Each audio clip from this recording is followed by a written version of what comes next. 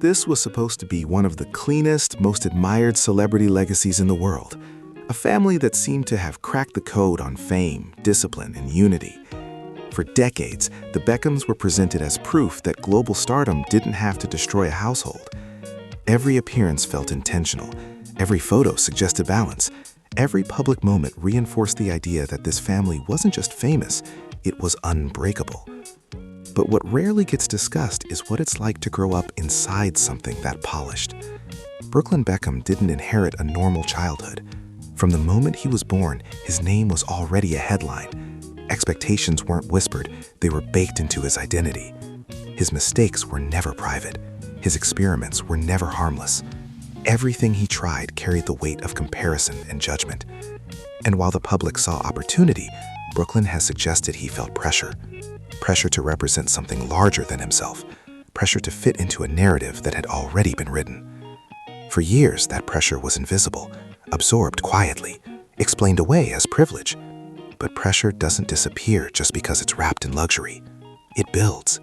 And long before the world noticed cracks, they were already there, growing under the surface. When Brooklyn finally spoke, it wasn't casual and it wasn't impulsive. It was structured, deliberate, and unmistakably final. His statement didn't read like frustration in the heat of the moment. It read like something rehearsed internally for years. He accused his parents of controlling his choices, interfering in his marriage, and placing the Beckham brand above his emotional well-being. But the line that changed everything wasn't about control, it was about closure. When Brooklyn said he had no interest in reconciliation, it reframed the entire situation. This wasn't distance, this was separation. It signaled that whatever had been happening privately had crossed a threshold that couldn't be undone with apologies or time. For fans, it was shocking. For insiders, it was chilling. People don't usually close doors like that unless they believe keeping them open is more damaging. Brooklyn wasn't trying to negotiate.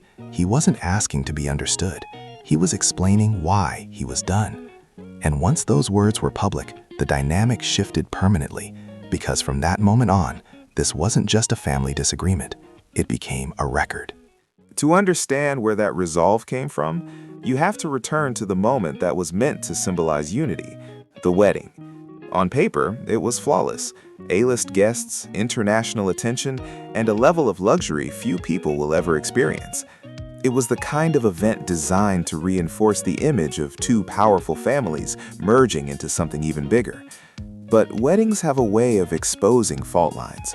They compress emotion, history, expectation, and ego into a single day. Brooklyn has suggested that beneath the celebration, tension was already present. Decisions didn't feel collaborative. Boundaries didn't feel respected. Moments that should have been intimate felt managed. The problem wasn't one incident, it was the accumulation. When everything is already strained, even small moments can carry disproportionate weight.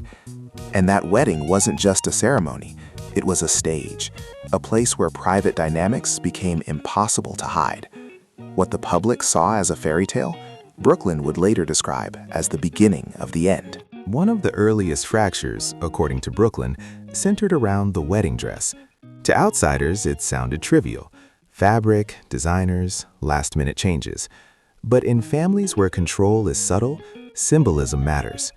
The offer to design the dress, followed by a withdrawal, wasn't just about fashion. It represented influence, expectation, and authority. Brooklyn has implied that the shift created emotional distress during a moment that should have been protected. The conflicting stories that followed only deepened the divide. No one publicly clarified what happened, which allowed speculation to fill the silence. And silence in situations like this often feels louder than denial. The dress became shorthand for something bigger. Who decides? Who yields? Who gets the final word? When those questions remain unresolved, resentment doesn't fade, it settles. And once settled, it colors everything that comes after. Then came the moment that Brooklyn says changed the emotional temperature of the entire day, the wedding dance. What was expected to be an intimate milestone between newlyweds turned into a public spectacle. According to Brooklyn, the shift was unexpected and deeply uncomfortable. His bride was left devastated while attention moved elsewhere. The symbolism was impossible to ignore. In front of hundreds of guests, boundaries blurred, roles overlapped, and a moment that should have reinforced partnership instead reinforced hierarchy. Brooklyn has described the aftermath not in anger, but in terms of humiliation. That distinction matters. Anger fades, humiliation lingers, it rewrites memory. The fact that he and Nicola later chose to renew their vows privately suggests how deeply that moment cut. They weren't chasing drama, they were trying to reclaim meaning. But once a wedding memory is fractured, it can't be re-edited. It becomes a reference point. And for Brooklyn, it seems that moment clarified something he had been feeling for years. Beyond emotion, Brooklyn's accusations moved into territory that made reconciliation even harder. Identity, money, control. He claimed there was pressure to sign away rights connected to his own name, not just branding, but future autonomy, business decisions that could affect his wife and even his children. Whether fully accurate or not, the perception alone is powerful. Names are more than labels in celebrity families, they are assets. And when assets are controlled, relationships change. Shortly after, Brooklyn adjusted his public identity, adding Peltz to his name. What once seemed like a romantic gesture now reads like a boundary, a way of asserting authorship over his own life. This wasn't about rejecting his family, it was about defining himself outside of them. And that kind of separation rarely happens without conflict, especially when legacy is involved. American also described a shift in how love was expressed. According to him, support became conditional. Appear publicly, post at the right time, align with the image, and things felt fine. Step away, miss an event, or prioritize privacy, and distance followed. One story in particular resonated deeply with the public. During devastating wildfires, Brooklyn claimed Nicola sought help rehoming displaced animals and felt dismissed. Whether simplified or misunderstood, the story struck a nerve because it wasn't about glamour. It was about empathy.